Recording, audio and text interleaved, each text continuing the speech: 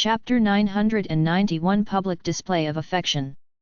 Was there anyone else who would be better than Brother's Eye in this world? She did not believe so. There was a saying that humans were, in fact, not afraid of losing something. They were only afraid that they could not find anything better thereafter. If the best thing in the world already belonged to her, why would there be a what if? The few male seniors who had just made up their mind to woo Jiaonan had fallen out of love before they could even strike.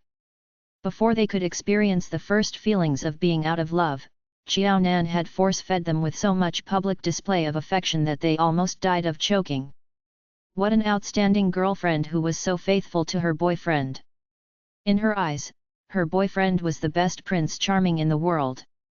They wished to have such a girlfriend too. When Jiaonan was still a high school student, he had forcefully plucked away this small and tender flower. No matter what, that man was shameless. Su Shennan was also stunned by the public display of affection. You? Well, as long as you're happy. Vice President Su, take your time to have your supper then. I will make my way home first. It seemed that Tang Jiayun was not that much of a big mouth. Of course, it was also possible that there were too many students in Peking University and Tang Jiayun's publicizing skills were limited. That was why this kind of embarrassing situation today would occur. Does the one in your family keep a very tight rein on you? Su Shennan asked as this suddenly came to her mind.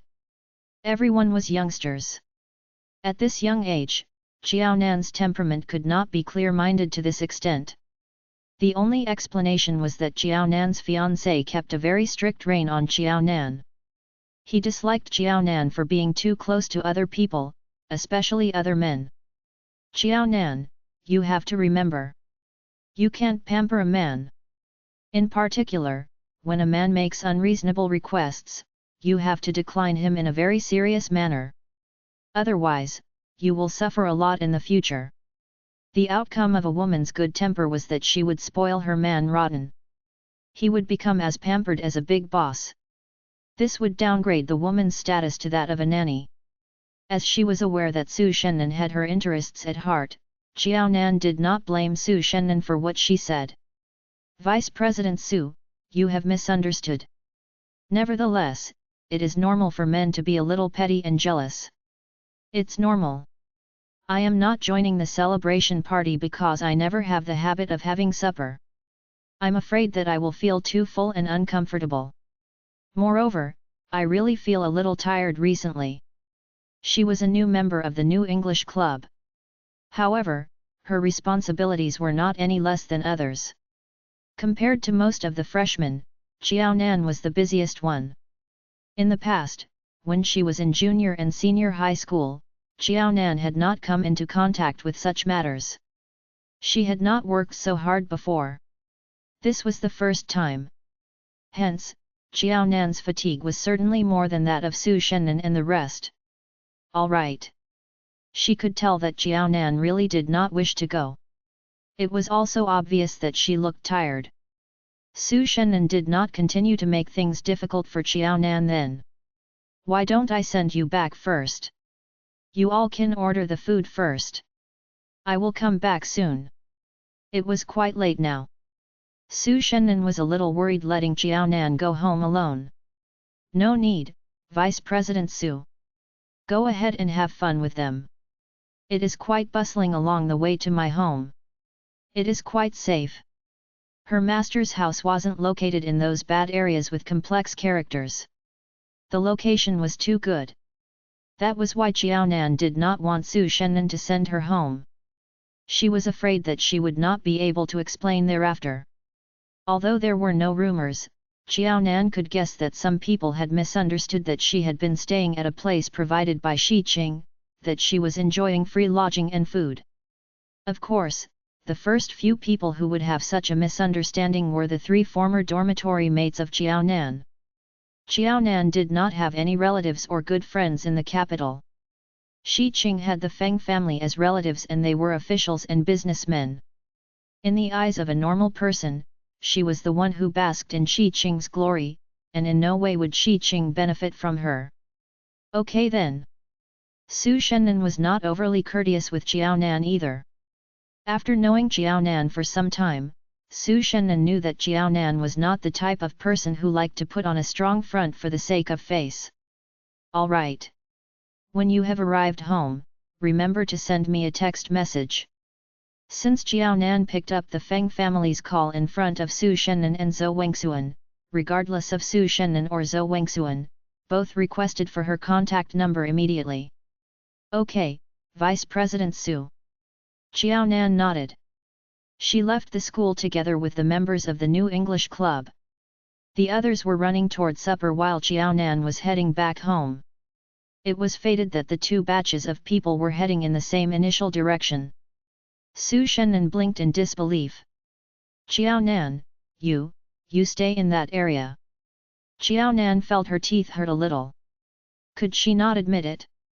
Jiao Nan did not open her mouth to admit, but neither did she deny it. That meant that she had quietly admitted it. Su Shennan let out a breath of cold air.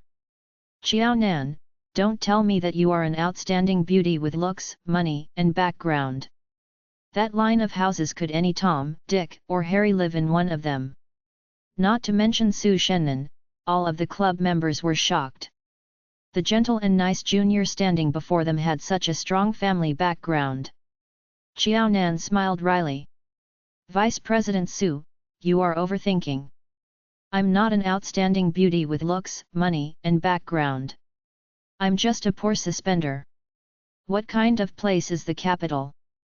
The property prices are shockingly expensive. That house doesn't belong to me. It belongs to my master. He doesn't stay in the capital. After knowing that I became a student of Peking University, he passed the house keys to me, lending it to me for 4 years. At this time, although the property prices in the capital were not that ridiculous yet, it was still much pricier than the other places in general. She did not even have a place that belonged to her in Pingcheng. Wrong, she had one. However, she did not earn it herself. That was a gift. In short, she could not even afford a house in Pingcheng. How could she yearn to have a place of her own at a place like this? If she really had so many houses, she could become an outstanding lady with looks, money, and background. Jiao Nan's explanation did not alleviate Su Shennan's concern. Instead, it aggravated them further. Where did your master come from? Is the other party a male or female? How old are they? As Su Shennan listened, her thoughts went astray. This person even had an unoccupied house in the capital. He must be the wealthier of the wealthy ones. Jiao Nan tugged the corners of her lips. Vice President Su, you are overthinking. If you see my master in the future, don't say this kind of thing. My master is very old and he has become pettier. Master was master. Could Vice President Su be mixing up master with sugar daddy? Su Shennan laughed in embarrassment. Don't mind me. I'm just afraid that you are too young. You have to remember. Society is very complex. You don't have such thoughts, but that doesn't mean that others don't. Does your fiancé know that you are staying in the house of your master? Master? He had let someone who was unrelated by blood stay in his unoccupied house. Damn, he was better than a biological father. Jiao Nan refuted Su Shennan. My master is quite capable. There are many people who wish to acknowledge him as their master. As you can imagine, my master is quite classy. Chapter 992. You can join the party. Without my fiancé, how would a small fly like me get to know that kind of classy character like my master? Brother's Eye was aware. Without Brother's Eye, how could she possibly have a master? Oh! I feel more assured then. Su Shennan heaved a sigh of relief.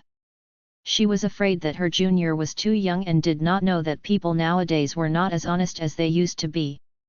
She was fearful that she would be cheated by others.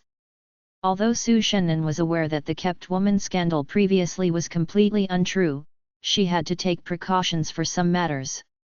She could tell that Jiao Nan, her junior, was a very abiding person who was not very ambitious. Clearly, her junior could take the opportunity of this event to gather power in the club. The problem was that the party concerned completely did not harbor such a wish or intention. If she had not forced Xiaonan to work and pull her along to familiarize herself with various events and its contents, Xiaonan would have been happier to stay by the side and slack. This was such a simple and unambitious person. Su Shennan felt that it was unnecessary for Xiaonan to come into contact with high-status individuals. She could lead a simple and honest life on her own. Someone who was easily contented would definitely be much happier than the average person. At the thought of this, Su Shennan felt very sullen. Was she treating Xiaonan as her own daughter? She was worried about so many things and even wanted to help her take precautions. Sure, quickly go home. See you at school tomorrow. Okay. Goodbye, everyone. Xiaonan sensibly waved goodbye to everyone. She then walked toward her own home, leaving behind a group of seniors who were stunned. At that moment, someone said softly, "Is there any more of such masters around? I don't need a dozen. Give me half a dozen. That will do." Su Shennan turned back and rolled her eyes. "You are thinking too much. It's faster if you dream of such matters." Damn, it had gone haywire. Initially, she wanted to ask Xiaonan the name of the English song that the latter sang on stage today and who was the original singer. Forget it. She could ask about it tomorrow. After Xiaonan arrived home, she quickly did a combat bath. She had been forced up the stage to perform today. As there was not enough time, sadly, Su Shennan had forced some makeup on Xiaonan before she went on stage. This was because one's features, without makeup, would look unflattering under the strong spotlights. Xiaonan had been arranged to perform at the last minute. Su Shennan did not have any expectations on the quality of the performance. However, Su Shennan also said that they would do their best on the things within their control. They would not slack and would do everything to the best of their ability. Xiaonan, who had not done any makeup in 2 lifetimes, had her first makeup done in such a chaotic manner. She did not feel that it was a beautiful experience. As such, Xiaonan, who was not used to having so many things applied on her face, had been tolerating for a long time. When the show ended, she had already dabbed the tissue paper with water and continuously rubbed the makeup off her face. However, she still did not feel comfortable. Xiaonan could not care if it would hurt her skin. She simply used the sulfur soap to wash her face. It was only when she confirmed that her face felt fresh and comfortable that she felt more at ease. After she finished bathing and washing her face, her skin felt dry. She took out a big bottle of moisturizer. She did not mind the trouble as she started applying the cream, starting from her face to her legs. After finishing all these, Xiaonan yawned and lay on the bed. She fell asleep soundly thereafter. The next day, when Xiaonan was carrying her school bag and running to her classroom, she felt some schoolmates whom she did not know smiling at her from time to time. The smiles made Xiaonan have goosebumps all over. The good thing was that Xiaonan was quite big-hearted. Since people were willing to look at her, she would let them do so. She would not lose a piece of flesh anyway. It would not affect her much. Putting aside this matter, Xiaonan followed her usual routine and returned to her previous life. She continued to focus on 3 areas. Initially, after the event of the new English club had ended, Xiaonan simply cast this matter aside and ignored it. However, very soon, Xiaonan began to understand that after she became the secretary of the new English club, she benefited more than she could imagine. It was not as if she could wash her hands off everything after the event had ended and after she had done her part. The club has given me this place. When she received the news, Xiaonan was quite surprised. She had thought that she would be eligible for this only when she was in her 2nd year and had made some achievements. As a student, Xiaonan was very clear about a certain process. One would join the Communist Youth League in junior high school and the party in college. When she was in junior high school, Xiaonan's results were good and she was also a class committee member. As such, she was the first batch of students to join the league. However, when she attended Peking University that was filled with talents, Xiaonan did not think much about this. She intended to do well for a couple of semesters before she would look for a chance to join the party. Unexpectedly, Xiaonan was given the opportunity when she was in her first year of college studies. Right, it has been given to you. Su Shennan smiled. Of course, it is also your luck. It is a situation of reciprocity and mutual benefit. We have very few club members. If we did not secure sponsorships and receive the school's approval to take in a group of new members, you would be the only new member in the club. Also, everyone can see your contribution to this round of events. In addition, the other members just joined us. As such, you can say that I am giving this place to you. You can also say that no one is qualified to compete with you for this place. Wu, Xiaonan was overjoyed. Her efforts were not wasted. She had been associated with this good matter. To Xiaonan, who preferred soldier attire to feminine one, besides her liking for soldiers, she was also passionate about joining the party. In her previous life, Xiaonan did not graduate from high school. She was only a league member until her death. She did not even have a chance to become a party member. The other passion that she had in her 2 lifetimes had been gifted to her at no cost by Su Shennan today, so how could Xiaonan not feel elated? When are the classes starting? This was only the first year of her college studies and she could already join the class. She would then write to apply to join the party thereafter. Ha ha ha, perhaps she could become a party member before she graduated. There is no hurry in this. If there are really classes starting, the school will notify everyone together. You just have to keep a lookout during normal times. Xiaonan was not affected by many things. Even at the major event yesterday, Xiaonan was so nonchalant that she did not even have the self-awareness of a famous personality in the school. At the sight of Xiaonan being so emotional and elated, Su Shennan felt that it was hard to come by. You're so happy? You really wish to join the party? Happy? Xiaonan nodded with might. I wish to join the party very much. Su Shennan felt that this was getting interesting. Why do you wish to join the party? She was aware that people from the 1950s and 1960s wished to join the party very much. They especially respected Chairman Mao. However, people of Xiaonan's age were not so enthusiastic about joining the party. This was rare. When my dad was young, he was a soldier. My grandpa carried guns and went to the battlefield to fight with the Japanese before. Xiaonan's eyes were shimmering brightly. Although she had never seen her own grandfather before, her father would often carry her and tell her stories of her grandfather when the latter was alive. Chapter 993 Flesh only grew on one area. She heard that her grandfather told the stories to her father, and her father told her. Of course, as Qiao Dongliang's daughter, Qiao Zijin also heard about the stories that Xiaonan had heard of. The difference was that Xiaonan had listened to Qiao Dongliang's words and took them to heart. On the contrary, Qiao Zijin's character resembled more of that of Ding Ji. She was very realistic. Su Shennan was very shocked. The situation of your family, can it be considered having a very long history? Her grandfather had fought with the Japanese before. He could be considered one of the heroes of the war then. Xiaonan, are you considered as the offspring of veteran revolutionaries? Actually, you are a rich and wealthy woman with a good family background, right?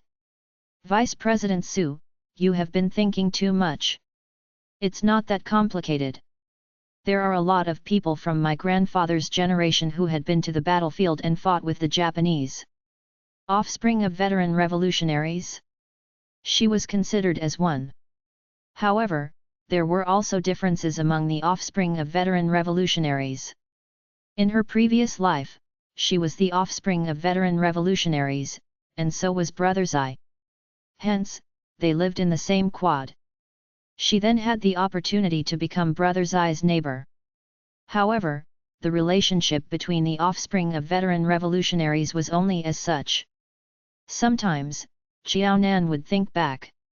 If she had not been cornered to her edge, escaped from her house, coincidentally bumped into Zai Sheng whereby he brought her home and fed her some fever medicine that day, would she and Zai Sheng be like her previous life?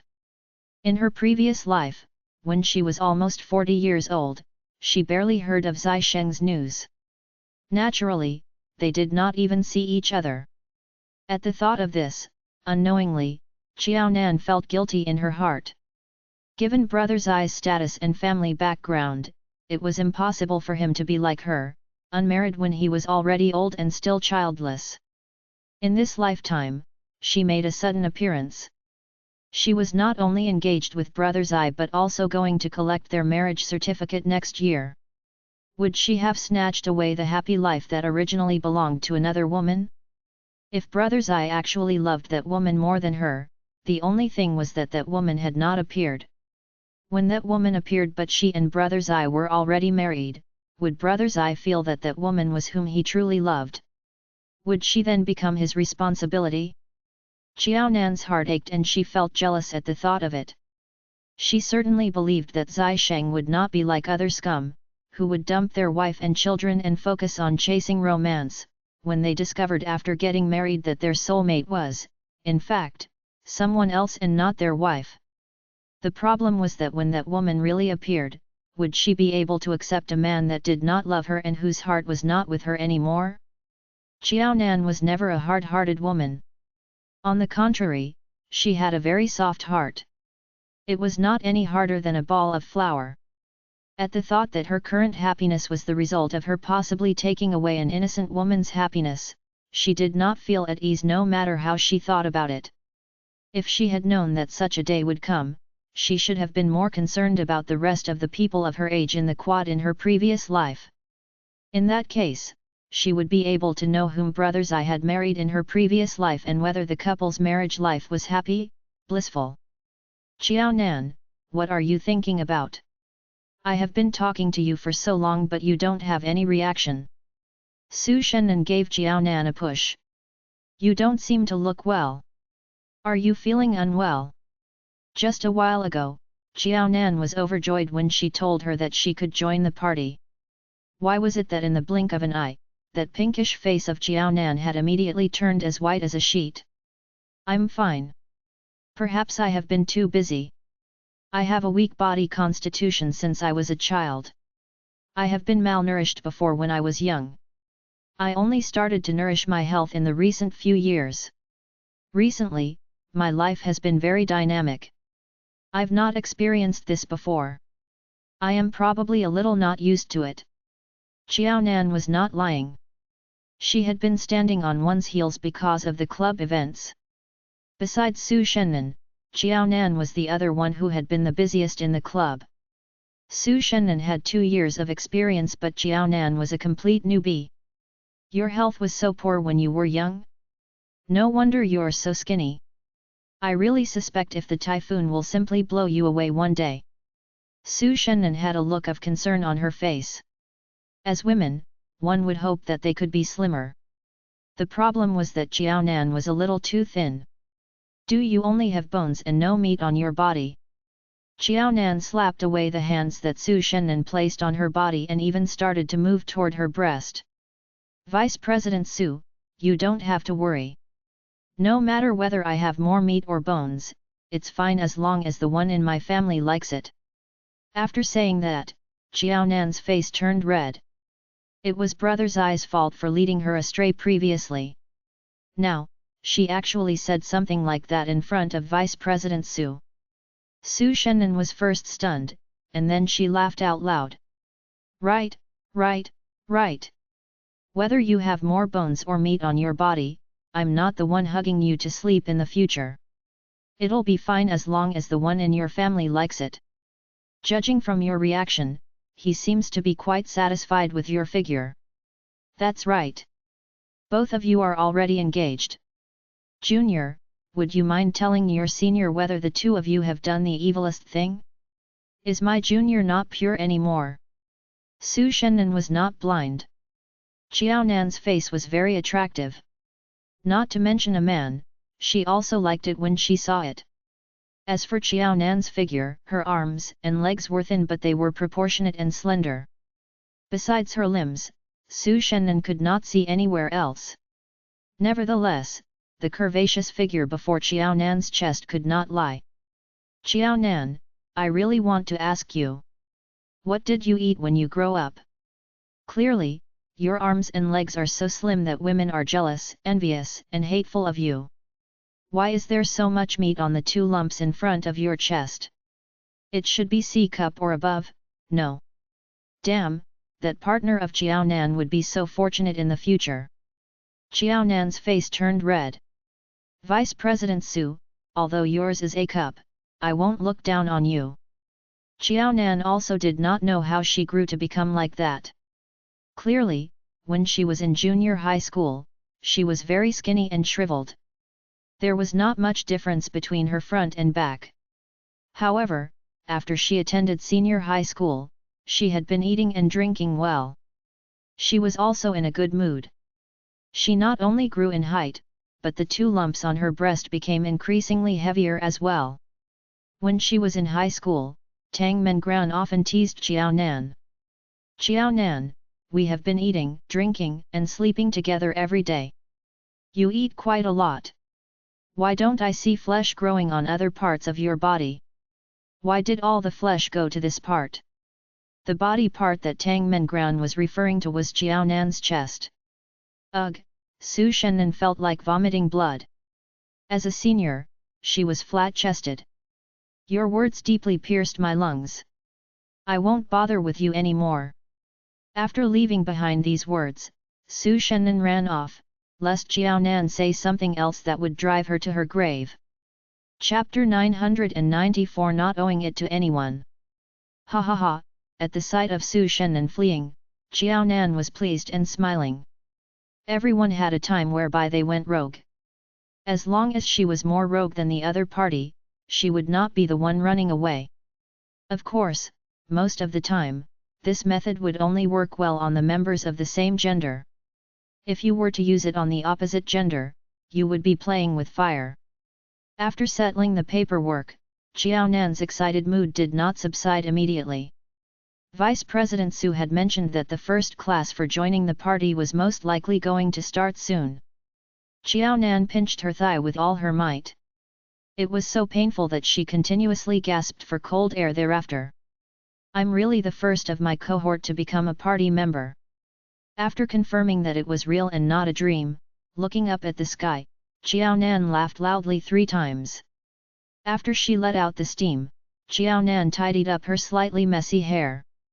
She even straightened her shirt and held her head up and chest high before heading to the library. After Xiao Nan left, Feng Meng walked out from behind a big tree with a bizarre expression. He was staring straight at the back of Xiao Nan, who was leaving. At the thought of what he just saw, the look in Feng Meng's eyes kept changing. Although he had not interacted much with Xiao Nan, that comical, ridiculous, and slightly moronic behavior surprised him. Nevertheless, he felt that it was very refreshing and special. Each time the Feng family requested Shi Qing to invite Xiao Nan to the house of the Feng family, Xiao Nan never appeared. She declined the invitations flatly. Every time he thought of this behavior of Xiao Nan, Feng Meng had always believed that Xiao Nan would have a very haughty and snobbish image. In Feng Meng's social circle, he had seen many rich men's daughters with such character. To Feng Meng, this sort was the most annoying. He was very clear that they were not truly high and mighty. They deliberately raised their own worth as they felt that the people that they came into contact with could not give them what they wanted at all. However, if they were to meet someone that had what they wanted, no matter how haughty they were, they would become gentle and accommodating little women who would restrain their tempers. This kind of high and mighty behavior was not only pretentious but also disgusting. Feng Meng had seen too many of such pretentious women. Feng Meng had never met or interacted with a woman like Xiao Nan, who cared little about her own image. She was so genuine that she was a little ugly. As he thought about his observation of Jiaonan from the past few days and also other people's opinions of Jiaonan, the look in Feng Meng's eyes as he glanced in Jiaonan's direction became very strange and complex. So as to speak, Jiaonan's bad, cold and aloof temper was purely targeted at the Feng family. In front of other ordinary people, Jiaonan was, in fact, an ordinary young lady who was very easygoing albeit rather chatty. What was the reason? Feng Meng could not figure this out. Jiaonan was considered quite easygoing when she was with others. Why did her attitude become so stubborn when it came to the Feng family? There was no room for negotiations at all. Could it be that Jiaonan's disregard of other people's faces was specially used to deal with and boycott the Feng family? After a long time, Feng Meng, who placed great importance on both business and interests, still could not figure out why Jiaonan was so friendly to these students who would not be of any help to her future. On the other hand, she treated the Feng family so coldly. What would Jiaonan gain from doing this? What was Jiaonan's reason for doing such a ridiculous thing?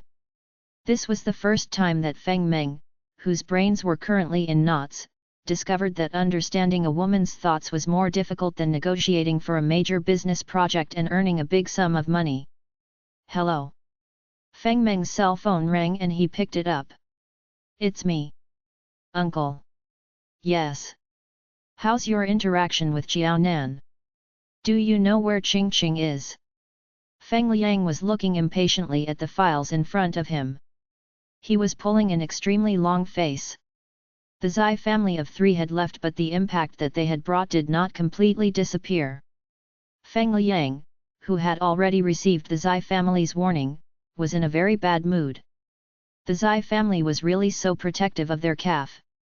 The Feng family had not even done anything to Jiaonan, yet the Zai family was so domineering. They were settling scores with them without giving any reason. If the Zai family were to do that openly, Feng Liang still had a chance to resolve the trouble that the Zai family caused to him. Unfortunately, Zai Sheng was very subtle in this. Feng Liang, who could not avoid the problem, could only find ways to minimize the harm and losses. The Feng family had been completely stuck in the problem that Zai Sheng had created for them. When they finally had the time and mood to think of other things, Feng Cheng could no longer reach Shi Qing when she wanted to do so. When Shi Qing finally picked up the phone call, without further ado, Shi Qing's opening speech was, "Mom, you don't need to keep calling the small courtyard of Elder Lin anymore. I am no longer staying there. Where are you staying then? Jiaonan actually chased you out." Feng Cheng raised her voice. That annoying tone seemed as if she could not wait to look for Jiaonan and fight with her so that she could help her daughter deal with Jiaonan. How is that possible? Jiaonan is very good to me. Why would she chase me away? Then, why are you no longer staying at the small courtyard of Elder Lin? Regardless of whether Jiaonan chased you away, you should stay put in the house with ease. That is the small courtyard of Elder Lin. It doesn't belong to Jiaonan alone. If you can no longer stay there, why don't you come back and stay here? She did not believe that Qing Qing would move out of the Elder Lin's courtyard if she did not have any conflict with Jiaonan. Mom, aren't you amusing? That is Elder Lin's small courtyard, not mine. On what basis should I stay there with ease? Not to mention that right from the beginning, Elder Lin only wanted to lend the small courtyard to Jiaonan, his little disciple. It's all thanks to Jiaonan that I could stay there. Her mother had been taking it for granted. You don't need to rely on her. Come back and stay at the house of the Feng family. It's not as if our house doesn't have a car or chauffeur. Next time, I can get our family chauffeur to send you to and from school every day. It was fine if Qing Qing did not stay there. It was just a small courtyard. She did not care. Qing Qing, listen to Mom. Quickly move back home. That small courtyard of Elder Lin is located near Peking University, but our family has a chauffeur. It is not an issue if our house is located further. If you are afraid that you need to wake up early, you can sleep in the car after you board it when the chauffeur is driving. You will be able to make up for some sleep. Feng Cheng knew a little about that small courtyard of Elder Lin. Before Elder Lin had retired completely, he had once been engaged by Peking University. He had been the university's lecturer for a few years. As such, many disciples of Elder Lin graduated from Peking University. Regarding that house, instead of saying that the country had given it to Elder Lin, it should be said that Peking University had also contributed much. In order to make it convenient for Elder Lin to teach at Peking University from time to time, the location of the house was certainly very close to Peking University. It was most suitable for students such as Qiaonan and Shi Qing. The Feng family always felt that they had some status in the capital. However, they did not have the capability to get a house located in that area, such as the small courtyard of the Lin family. Naturally, neither the Feng family nor the Zai family had such a house. Only this master of Jiaonan did. Chapter 995 Resolve One's Own Family Matters. Qing Qing, listen to me. Feng Cheng was well aware of this. That was why she felt even more annoyed with Jiaonan. It was no wonder that Jiaonan dared to fight with Qing Qing for man. She had such a formidable master. She was young but she had a lot of means. She not only seduced a young one but also made Elder Lin acknowledge her as his last disciple. No matter how Feng Cheng thought about it, she felt that Jiaonan, this young lady, was too scary. Her own daughter was so pure and simple. If she were to mix around with such a scheming woman, she would certainly suffer badly. Earlier on, Feng Cheng had been persuading Shi Qing to move out and return to the house of the Feng family to stay. The small courtyard of the Lin family was lent to Jiaonan by Elder Lin. If Shi Qing went over to stay, she would certainly not feel as carefree as staying at the house of the Feng family. At that time, Shi Qing refused to agree. Today, when Feng Cheng heard that her daughter had moved out of the small courtyard of the Lin family, Feng Cheng spoke about this matter again as the idea surfaced once more. Mom, if I really stay at the house of the Feng family, let alone having a car send me, I will be late every day unless I board a plane. Shi Qing was amused. Mom, I have moved out of the small courtyard of the Lin family. Moreover, I am no longer a student of Peking University. I have changed my school. Changed your school? Which school do you attend now? Feng Cheng was taken aback. You're such a stubborn child. You are so daring. Why didn't you mention changing school to me before? Does your dad know? Which school do you attend exactly? Do you know how good Peking University is?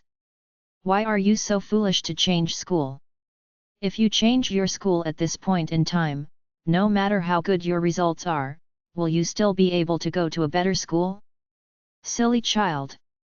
Feng Cheng was enraged. Tell Mom. Who was the one who gave you this lame idea? If no one had been talking to you, you wouldn't have done such a foolish thing. Tell me, did Jiaonan teach you to do this? After being bombarded by Feng Cheng, Shi Qing moved the phone further away from her. When she heard that the noise in the phone receiver was not so loud anymore, she then placed it back on her ears. Mom, you are overthinking. This matter did not have anything to do with Jiaonan. I'm not a 3-year-old child who will listen to anything that other people tell me. As to where I am studying, I won't tell you now.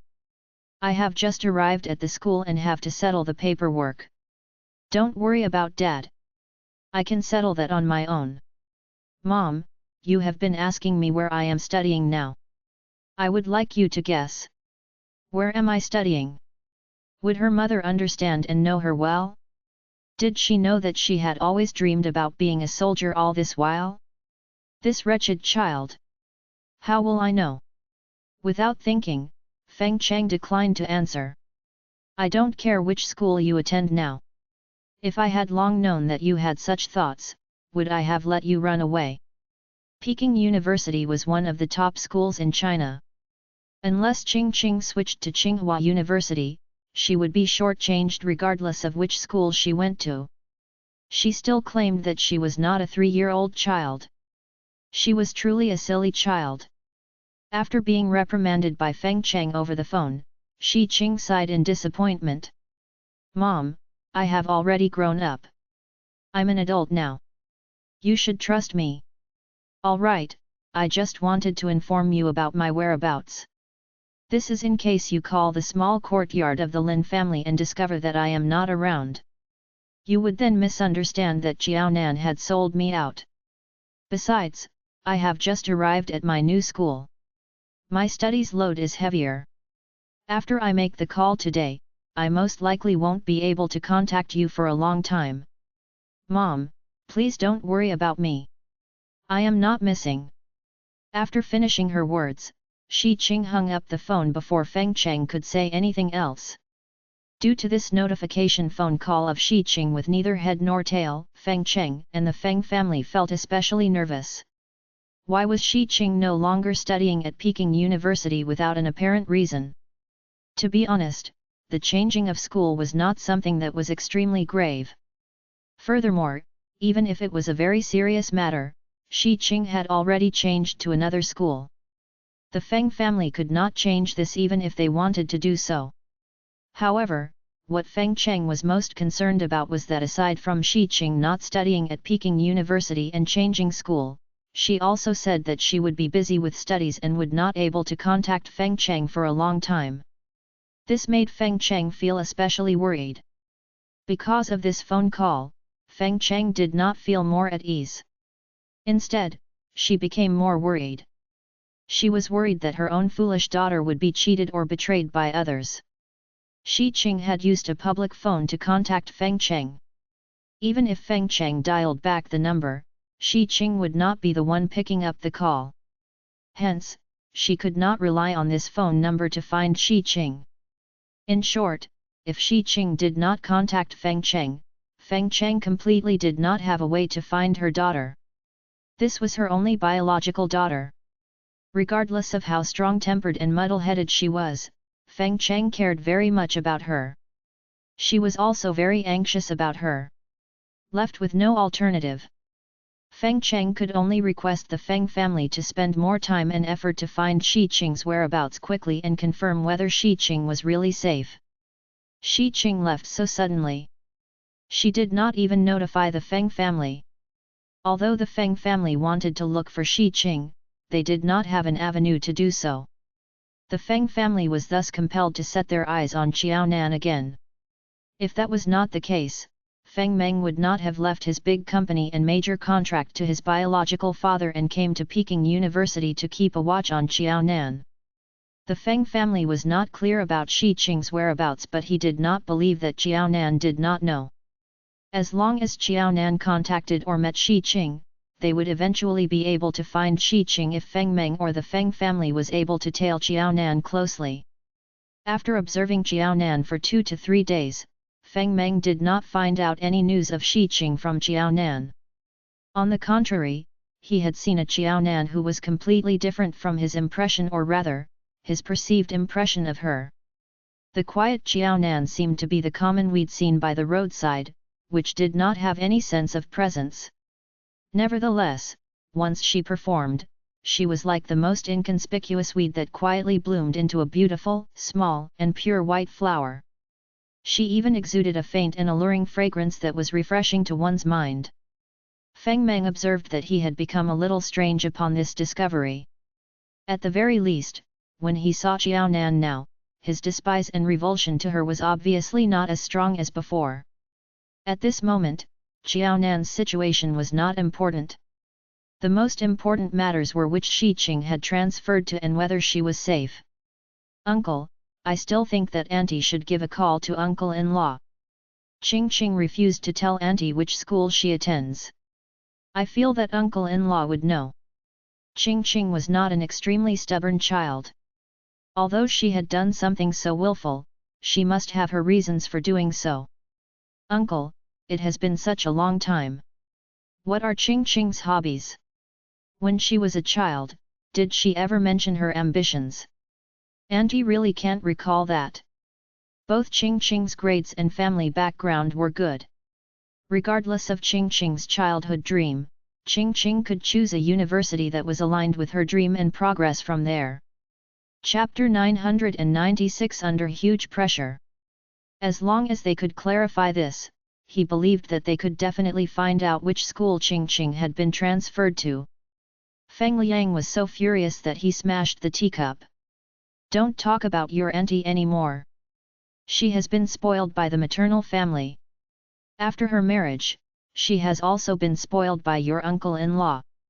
All this while, Feng Liang was aware of why old Master Feng raised up Feng Cheng to be so naive.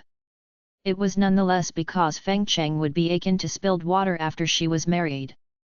He did not want Feng Cheng to spare too much thought for her husband's family and then prod all the benefits to the Shi family. If Feng Cheng was not that clear-minded to focus on her immediate family, she would definitely take care of the Feng family, which was her maternal family. Feng Liang felt angriest about one matter. 20 years had passed. Given Shi Peng's intelligence, he must have seen through this arrangement and intention of the Feng family. As a husband, he had not caused any change in his wife's temperament during the past 20 years. What was Shi Peng thinking? Only Shi Peng would know. Feng Liang was furious because the Feng family had raised Feng Cheng to be like that. After she was married into the Shi family, Shi Peng did not change her character at all.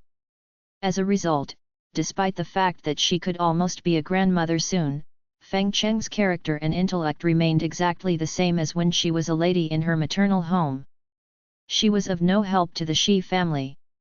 Similarly, she was unable to help the Feng family either. Feng Liang was very upset and worried about this. At this point in time, if Feng Cheng was able to help even a little, Feng Liang would not have felt so depressed and angry. During the National Day Central Authorities meeting this year, although Shi Peng did not come to the capital to participate, the chairman mentioned and praised him during the meeting. Judging from this situation, Feng Liang knew that Shi Peng could definitely rise in the ranks. Many years ago, Shi Peng had done very well in the army. He was even the strongest opponent of Zai Yaowai at the time when the latter was promoted to chief. Unexpectedly, Shi Peng's performance would still be so eye-catching and outstanding after he left the army and fully took on a political role. The Feng family definitely did not find a wrong uncle-in-law. The problem was how could the Feng family make Shi Peng, this uncle-in-law, side with and help them more? Are we going to ask auntie now so that she can check with uncle-in-law? I feel that Qing is quite close with uncle-in-law. Although auntie doesn't know, it doesn't mean that uncle-in-law doesn't. Feng Meng felt that his family's actions were too strange. Clearly, this was a family matter. Why did he have to tail Qiaonan and observe her in order to find out Shi Qing's whereabouts? The sequence had been reversed, hadn't it? Fine. Feng Liang could not help but admit that Feng Meng's words made sense. I have also been muddled by your auntie to have made such a huge mistake. They were the initiators of this. They told Feng Cheng that Qiaonan might be a very scheming young lady and Qing was completely not Qiaonan's match.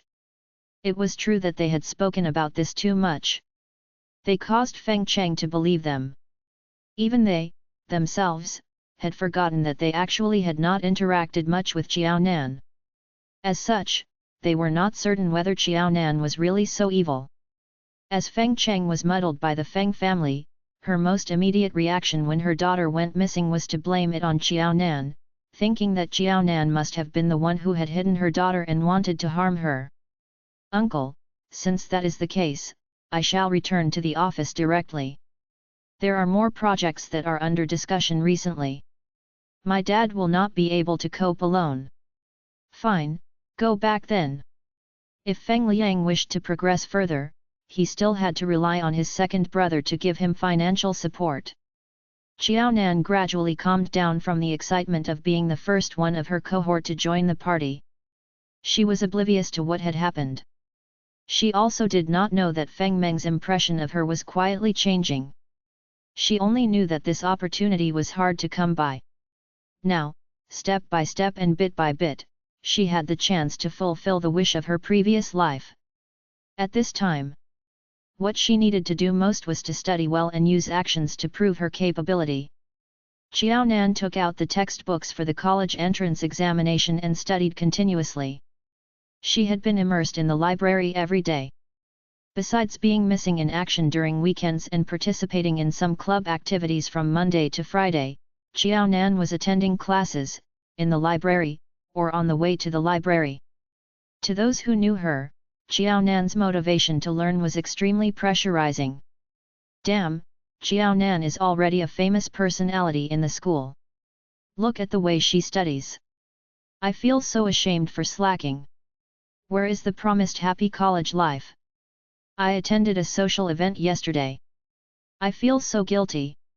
I went clubbing yesterday. I feel so guilty. I had lots of fun. Now, I'm so guilty. I totally agree.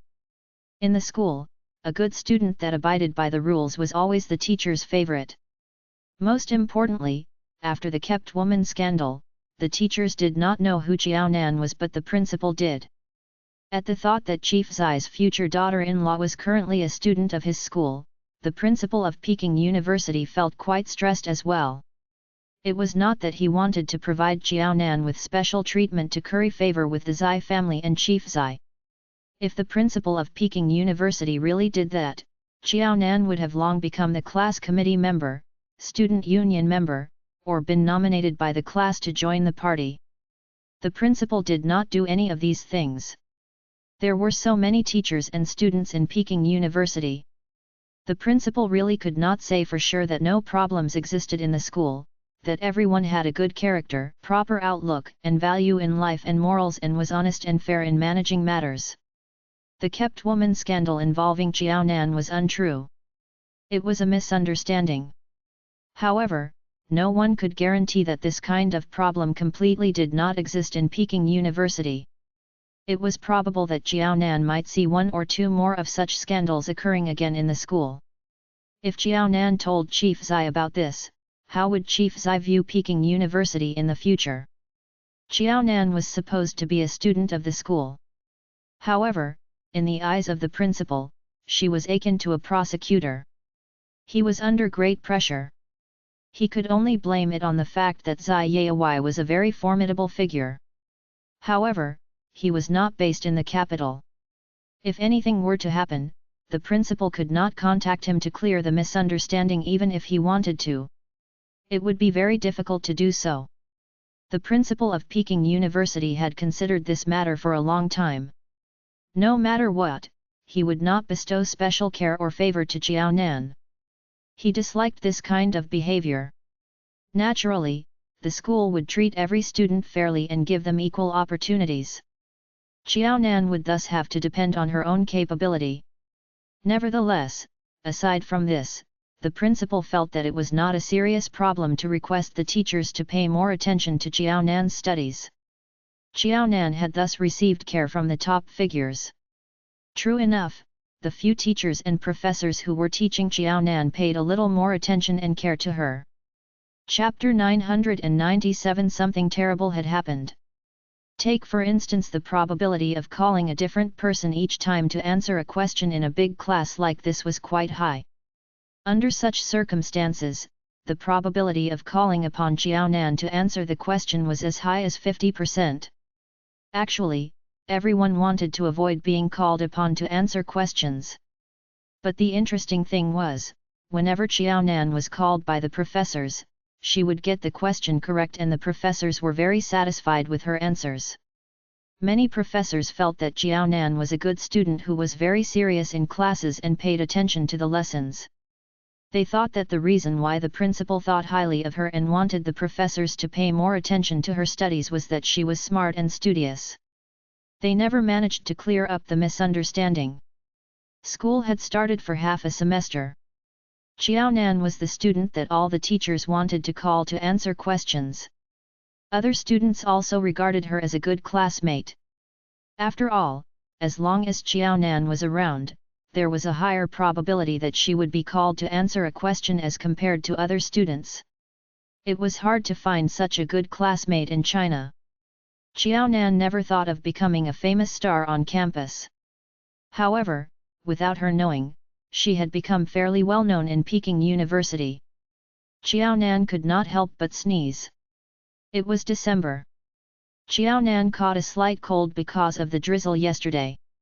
Her voice had turned hoarse. Seeing that she had yet to recover from her cold, Xiao Nan gulped down lots of water so as to recover quickly. Xiao Nan glanced at the box in the living room that was full of letters.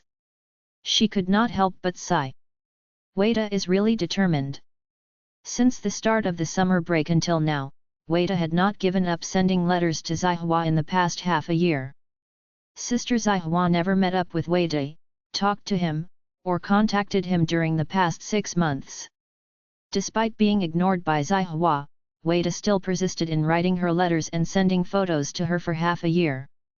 As a woman, Xiao Nan had to admit that Weida was not totally without any positive traits. Could it be that her sixth sense was wrong and Weida was serious about Sister Zihua? It was such a pity that despite having true feelings for Sister Zihua, Weida had other hidden agendas as well. Xiao Nan was in a difficult position as to what to do with the box of letters. In his letters to Sister Zihua, Weida only talked about 3 topics: him missing Zihua, Wei Wei being very adorable and sensible, and when Zihua intended to go back and contact him, implying that he would never give up on her. These were the only 3 topics that he talked about in his letters. Even though Xiao Nan was careful and sensitive, she was not able to spot any flaws in his letters. The letters were written by Weida to Zihua. It could fill up an entire box. It was inconvenient for Xiao Nan to keep them. She wondered if she should call Zihua to ask her what she intended to do with the letters. Unfortunately, it was not common to send things through courier these days. Otherwise, she could send the letters to Zihua by courier. While Xiao Nan was pondering about the letters, the phone at her house rang. "Hello, I am Xiao Nan." "Xiao Nan, it's me. Sister Zihua." "Speak of the devil." "Sister Zihua." "Xiao Nan, burn all those letters and photos for me and throw them away." Sister Zihua broached the topic of the letters before she had a chance to talk about it. There was something odd about Zihua's tone. Xiao Nan asked lightly, "Sister Zihua, what's wrong?" "I feel like killing someone." The voice from the other side of the phone was ominous and stifling. It made her very uncomfortable. Xiao Nan's heart skipped a beat. "Sister Zihua, stop scaring me. This is a lawful society. If you kill someone, you have to pay a life for a life. It's not worth it. You must remember that your own life is more important than anyone else's life. What is wrong? Do you want to talk about it?" She had known Zihua for a very long time. Regardless of whether she was happy or angry, she had never spoken of killing someone in that tone of hers. Xiao Nan knew that she was serious about it and she had the intention of doing it. Since she knew her well, she was particularly worried and scared. Something terrible must have happened to Sister Zihua for her to have such radical thoughts. Zihua was overcome by rage and had lost her senses. She broke into tears at Xiao Nan's gentle words of comfort. Thereafter, she burst into loud sobs. Even though she was on the other end of the phone, Xiao Nan could tell that Zihua must be heartbroken and had given up all hopes. For a moment, Xiao Nan opened her mouth but no words came out. She held the phone to her ear and listened to Zihua's heart-wrenching sobs on the other end of the phone. I am so stupid. He lied to me. I hate him to the core. I want him dead. Since a young age, nobody dared to deceive her or bully her. She always thought that Weida could give her the love that she could not get from her family. She thought that in this world, he was the one person most suited for her, that he treated her best. But it turned out that she was wrong. She was terribly wrong. Everyone could tell the truth except for her. Xiao Nan was worried sick. Did the entire information end up with you? Xiao Nan remembered that she asked Zai Sheng to get someone to investigate Weida 3 months ago. A season had passed, but this matter had to be taken slowly. Xiao Nan was not in a hurry to know the results. She did not hurry Zai Sheng but waited for the person that he hired to get to the bottom of the matter. She would not allow Wada to hide anything from Zihua, and she would not accuse him of anything as well. Since she wanted to investigate Wada, she had to make sure that she was fair and objective. She would not be subjective or mix truths with lies. Xiao Nan might not be anxious. However, she did not expect that the information would be handed to Zihua directly. This was taboo and could result in serious trouble. Right now, something serious had indeed happened. If the results of the investigation were not something that Zihua could accept, there would be two possible scenarios when Zihua saw the results. One of the scenarios was that she refused to believe the results. Zihua would feel that the results were fabricated so that she would break up with Wada. The other scenario was exactly like how Zihua behaved right now. She lost her sanity and acted irrationally, having radical thoughts. Xiao Nan rubbed her stomach. Why did the person that Brother Zai hired turn out to be such a greenhorn? He did not even know such basic rules. It was all right if he did not know. Brother Zai ordered him to do the investigation. After completing the investigation, he should have reported to Brother Zai right away and handed the results to him. Chapter 998, full of hatred that she felt like killing him. Even if Brother Zai was busy and could not get back to him right away, he should have kept the information with him and waited until a later time to pass them to him. They should have hired a private investigator to do the job. They would be much more professional. Yes, I have them with me. Zihua wiped her face with her hand. Wada was such a scumbag. Shedding tears over him was not worth it. But she felt sorry for herself and hated herself for being so foolish and retarded. Xiao Nan, I have to thank you for being there for me all this while. If not for you, I might have done more foolish deeds which would make me despise myself even further. Xiao Nan was worried stiff. What did she mean by thanking her for being with her all this while? This sounded ominous. Sister Zihua, don't say that. We are one family. Your parents, Brother Zai, and all of us are very concerned about you. If there is anything, we can sit down and have a discussion. Don't blame yourself for everything that has happened. Don't be so hard on yourself. Things are not as serious as you think. Everyone is bound to run into one or two scumbags in one's life. It is not a big deal. Xiao Nan did not know what the final results of the investigation were. She had no idea what Wada had done to make Zihua lose her sanity and hate him so much that she felt like killing him. Xiao Nan was worried that she might further agitate Zihua, so she dared not make guesses or sound her out. No, I know my temper. Zihua seemed to have stopped crying, but her voice sounded even more gloomy and depressed. I never have a good temper. You are right. The elders at home treat me much better than Zai Sheng. Since young, he has a harder time than me, but I always feel that that is because the elders think highly of him. The reason why I am not given the same treatment is that I am a girl while he is a boy. I am very obstinate. Once I have such an idea, regardless of what Grandpa and the rest tell me, I will not listen to them.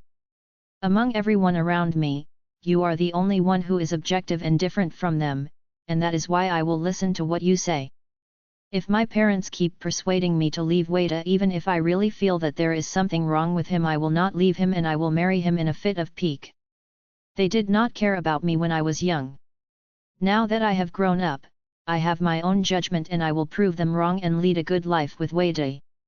If that had been the case, her life would have been ruined. Zihua did not say it, but Xiao Nan could tell what she was going to say. Sister Zihua, I am not trying to scare you. Right now, you must calm down. You have just stopped yourself from making a huge mistake, so you must not go down another wrong path. We will definitely stand on your side. There is no doubt about it. Since you cherish your life, you must not do anything rash. Remember, your life is precious. You must not be rash. Did Sister Zihua believe that Wada was a scumbag and want to finish him off? Even though her father was the chief, it was a crime to kill someone. Even if Sister Zihua could escape the death penalty, she would have to be punished for her crime. It was not worth it for Sister Zihua to spend the rest of her life behind bars all because of Wei Dai. But if I don't do this, I can't take it lying down. Even if I won't have to pay a life for a life, I will still die out of frustration. Why was it that Wei Dai could lead his life as usual after he deceived and toyed with her while she had to suffer in pain? Since Wei Dai dared to do this to her, she would do anything to make sure that he suffered even if it might cost her life. Sister Zihua. Beep. Beep. Beep. Sister Zihua. Sister Zihua. Hello? Hello? Qiao Nan turned pale in fright at the dial tone on the other end of the phone. Qiao Nan was about to make a phone call to the Zai family when the phone rang. Is this Sister Zihua? Sister Zihua, listen to me. Nan, it's me. Brother Zai. Qiao Nan burst into tears upon hearing Zai Sheng's voice. Tears rolled down her cheeks. Brother Zai, something terrible has happened. Sister Zihua seems to be after Wei Dai. Your phone had been engaged all this while. Were you talking to Zihua just now? Zai Sheng drove the car while talking on the phone. He kept a check on the road with half-lidded eyes and used the fastest speed to overtake other cars, speeding to his destination. Yes. Qiao Nan sniffed. Why would Sister Zihua have a hold on the information regarding Wei Dai? Who was so retarded to do such foolish things? This is not important anymore. Zai Sheng looked slightly better after getting an affirmative answer from Qiao Nan. The information was sent to the camp, to my office precisely.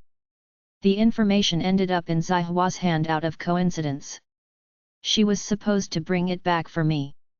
However, she opened the package out of curiosity. When he knew that the investigation results were sent through postal service to the camp, Zai Sheng, who had completed his mission and was finally contactable, knew that something was wrong. He made a phone call immediately to the reception room in the army camp to ask about the package. Zai Sheng had thought that as long as he made it clear that the package must be sent to his office and that no one was to open it, particularly Zihua, things would not be too serious. However, Zai Sheng was too late. The soldier from the guardhouse told Zai Sheng that the camp had indeed received a package. Zihua happened to pass by and saw that it was for Zai Sheng. Everyone in the camp knew that Zai Sheng and Zihua were siblings. Since Zihua offered to take it on Zai Sheng's behalf, the other party agreed right away and passed the package to Zihua. If not for Zai Sheng's phone call, no one would have taken extra notice. Don't panic and don't be afraid. At least for now, things are not beyond our control. The package was sent to me. Zihua would only read it after she reached my office. Nan, listen to me. I want you to check from where Zihua made a phone call to you. Qiao Nan recollected. It seems to be the telephone from your office. It had been ages since she talked to Zai Sheng on the phone. She was busy with her schoolwork and other activities. When the phone rang, Qiao Nan took a glance at the caller ID display. Seeing that it was a familiar number, she picked it up to answer the call. Now that Qiao Nan thought about it, the familiar number was the number from Zai Sheng's office. Very good.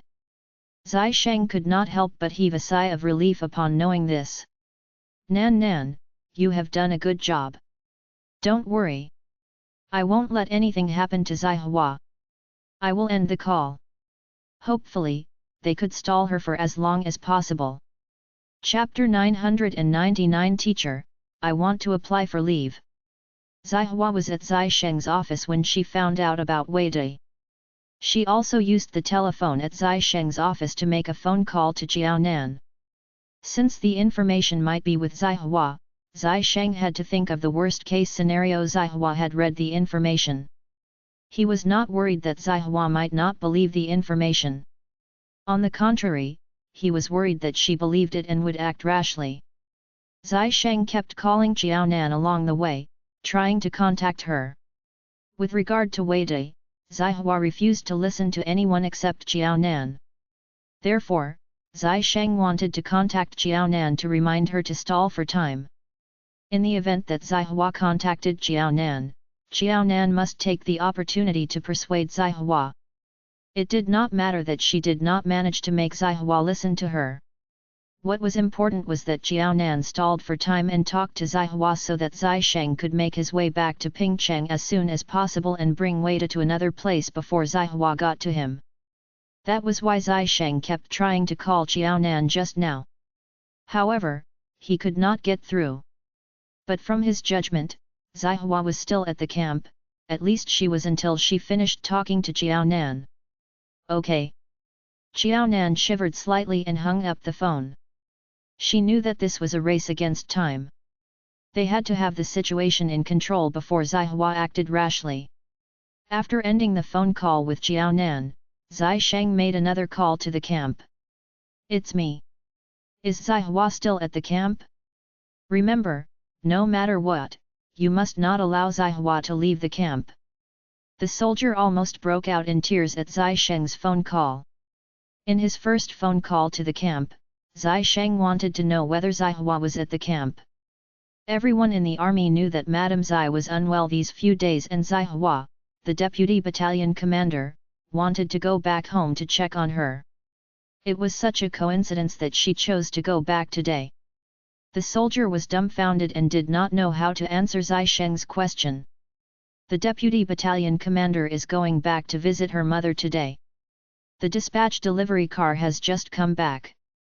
There were several cars that entered and left the camp. Deputy Battalion Commander Zai might have left. The soldier had the impression that Zihua had left the camp. It was not until 5 seconds ago that he realized that she was still at the camp. The soldier felt like weeping but had no tears. He watched as Zihua drove off, leaving a gust of exhaust fumes in her trail. Reporting to Regiment Commander, Deputy Battalion Commander Zai drove a car and left the camp by force. Zai Sheng felt like swearing. His first phone call was for the people in the camp to stop Zihua from leaving. As long as Zihua stayed in the camp, regardless of how furious she was, at the very least, she would not do anything to Weida. Weida had let Zihua down. Even if the Zai family did not take his life, they would not let him off. But that did not mean that the Zai family would behave rashly because of a scumbag like Weida or go against the law then go into hiding for the rest of one's life. I understand. Zai Sheng threw the cell phone to a side after hanging up the phone. He stepped on the accelerator and sped on. The camp was known for its discipline, yet they made a blunder today. After ending the phone call with Zai Sheng, Xiaonan could not be rest assured. She thought hard about it and could not feel reassured. She ran toward the school. She wanted to apply for 10 days of leave. Xiaonan's teacher was shocked upon hearing that she wanted to apply for 10 days of leave. Xiaonan, do you know that it is already mid-December? By the time you come back from your 10-day leave, New Year's Day would have passed. By then, the school would have completed the revision. Are you sure you want to take such a long break at this time? New Year's Day was coming. In other words, by the time Xiaonan came back from her leave, it would not be long before the final term exams started. Xiaonan, as far as I know, you have been studious and conscientious in your lessons. Although you are not the only student to maintain a positive learning attitude after advancing from high school to college, you are one of the few to do that. You have been doing well in your studies, and the teachers recognized your efforts. You have done very well for your social practice as well. You should know that you are among the few possible students who might be awarded a scholarship. Xiaonan, as long as you do well in the final term exam, you have a high possibility of getting the first prize scholarship. The teacher felt that it was a pity to miss out on this scholarship. Teacher, thank you. I understand. But something has cropped up at home. Something very serious has happened. Xiaonan was very touched by the teacher's words and affirmation. Yes, she also wanted to compete for the first prize scholarship. She hoped to get the level-based scholarship as well as the school-based scholarship. But she had to prioritize. Sister Zihua was in serious trouble. If they did not handle it well, it might cost a life. Weida was an adult and had spent years at the camp. Xiao Nan was not worried that something would happen to him. Instead, she was worried that Wei Wei would be injured. The person whom Wei De hurt deeply was Sister Zihua, and Sister Zihua would not let Wei De off. What if Wei Wei ended up getting injured and the culprit, Wei De, escaped unscathed, while Sister Zihua had to go behind bars for it? It would be downright unfortunate. Since Zihua would listen to her advice, she felt that she had to make a trip to Pingcheng. Teacher, I know my learning progress very well. You can rest assured that I will not put my results at stake. I will definitely work hard. However, there are many important matters and people in one's life. One's results are not the only thing that matters, right? Teacher, can you make a phone call to the principal to ask for advice? Xiao Nan was left with no choice. The teacher refused to approve her leave as the teacher was worried about her studies. Xiao Nan understood the teacher's kind intentions. It was impossible for her to lose her temper at her teacher. Furthermore, she did not have the habit of losing temper at others. The teacher would not accept her reasons. She had no other choice but to use other means to apply for leave. The teacher was reluctant to make the phone call. Their principal was very busy and there were so many students in the school. If other students applied for a long leave, their leaves would not be approved as well. There was no need to check with the principal. However, the teacher remembered that among all the freshmen this year, Xiao Nan was the only student whom the principal had taken special note of. Therefore, the teacher called the principal in the end. The teacher spoke to the principal for a while before passing the phone to Xiao Nan. The principal wants to speak to you. Okay, thank you, teacher. Xiao Nan took the phone with gratitude. Chapter 1000 rushed back to Pingcheng. Yes, principal, it is me. Yes, it is very important. Yes, it is their family's business. Principal, I can assure you that I will never fall behind in my studies. In fact, I have already started my revision. The principal knew about Xiao Nan's family situation. Unless someone passed away, the adults in the Xiao family could settle anything that happened in the family. There was no need for Xiao Nan, who was still a child, to help out.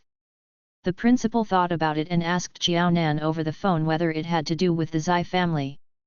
The principal hesitated slightly after Xiao Nan's affirmative answer. He could not decide if he should approve Xiao Nan's long leave or not. If something happened to the Zai family and Xiao Nan was needed, Chief Zai should have given him a call to notify him. But the principal was reminded of Xiao Nan's good performance at school. He believed that she would not misbehave and she had assured him that she would not fall behind in her studies, and that she had already started her revision. After careful consideration, the principal nodded. All right, pass the phone to your teacher. Sure, thank you, principal. Xiao Nan quickly returned the phone to the teacher. The teacher kept nodding and agreed with the principal. Seeing that her leave was approved, Xiao Nan heaved a sigh of relief. Xiao Nan's 10-day leave was finally approved in 3 minutes' time. Xiao Nan, as a teacher, I still have to remind you that even if you are a good student, you must be serious in your studies. I won't remind you to be hardworking or studious. You are an adult. You should know to plan for your future and take it seriously.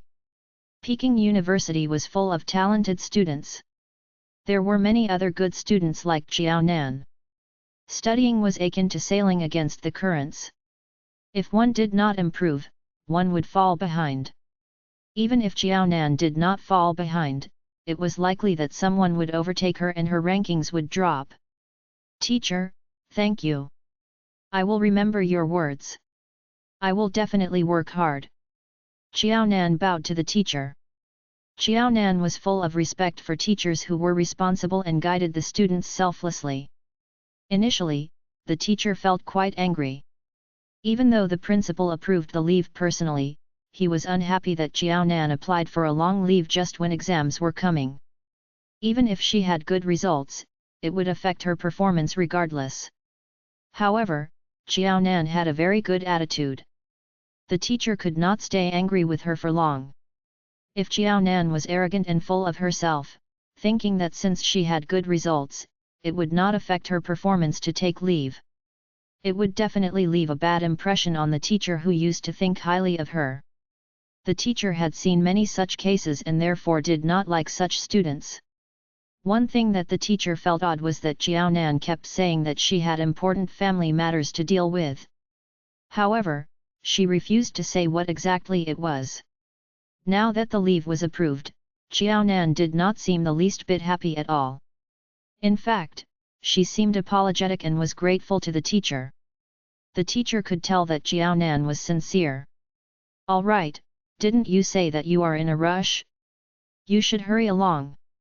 Remember, even though you have applied for a 10-day leave, you must come back as early as possible." "Sure. Thank you, teacher, I will definitely do so. Once the matters are resolved, I will come back as soon as possible." Jiao Nan had no idea how long it would take for things between Zihua and Weida to be under control. Therefore, she applied for 10 days of leave first.